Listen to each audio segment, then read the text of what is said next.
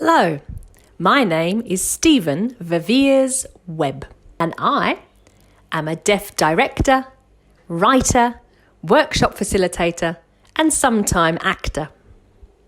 Also, I'm formerly one of the co-founders of Definitely Theatre, and I'm also currently one of the co-founders of D Live Theatre Company, of which I am the artistic director. I'm going to share two things with you now. Firstly, I'm going to talk about my own experience leading a deaf theatre company. And secondly, I'm going to share with you some of the challenges and obstacles and barriers when working with theatre venues. So, firstly, leading a theatre company. I am in an absolute privileged position leading a deaf theatre company using British Sign Language. In my role as artistic director, I can influence and inspire so many people that we can then encourage and facilitate more opportunities for deaf artists in the future. It's so vital that we showcase more deaf-led work.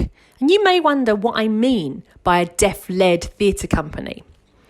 In the UK, there are many integrated theatre companies, deaf and hearing people, led by hearing artists. It is rare, it is very rare for the company to be deaf-led. And that means that the deaf person, like me, is leading the theatre company.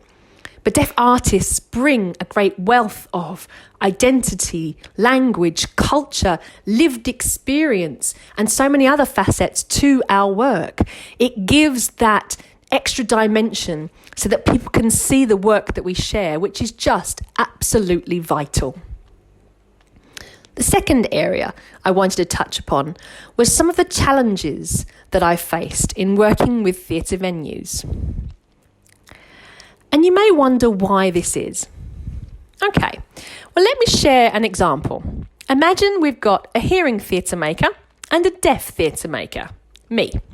We've both got ideas for a new project and we both want to work with this theatre venue. We see this theatre venue as sharing our ethos, sharing our values. We want to follow their work philosophy, work with their community. We want to engage with them. So the hearing theatre maker maybe sends an email, makes a telephone call and gets through to the decision maker, has a chat, perhaps on the telephone, and agrees to a physical meeting, perhaps that very week. They can go in, they can meet that person anytime and discuss their project and start that ball rolling. Talk about the project's idea, how it will fit into that theatre venue's work programme, and how that theatre venue can support that project. And so the deal is done and they are then a part of that theatre venue's programme. For me, as a deaf theatre maker, I have a very different experience. My main method of communication is email.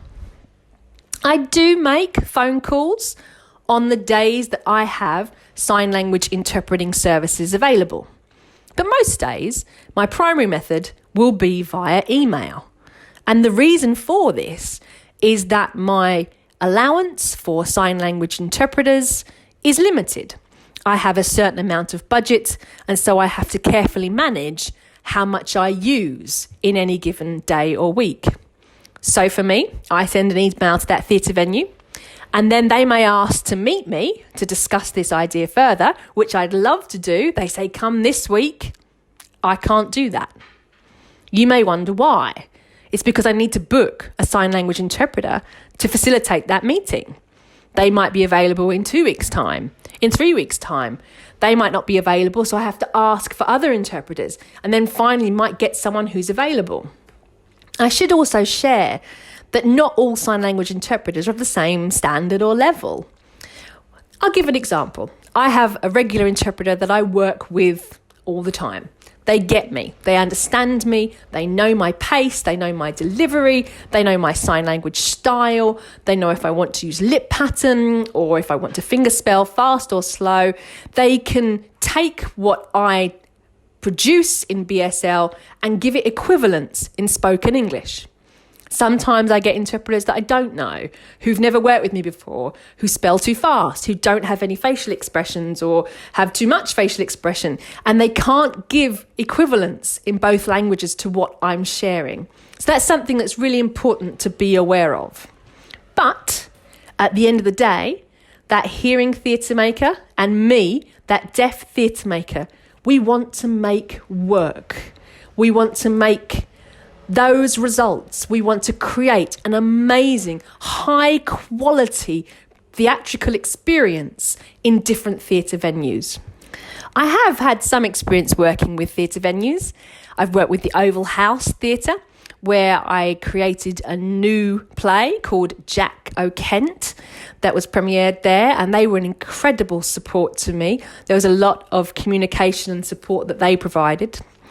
I've also worked with other theatre venues as well, the Canada Water Theatre, which is part of the Albany, and it was great because there was so many different staff there who were in all different departments who really supported us, and it was hard for me to know which ones I had to communicate with, but we achieved an amazing production in the end. And I'm so excited to work with other theatre venues in the future. It's so important to have those collaborations going forward. Thank you so much for watching this video.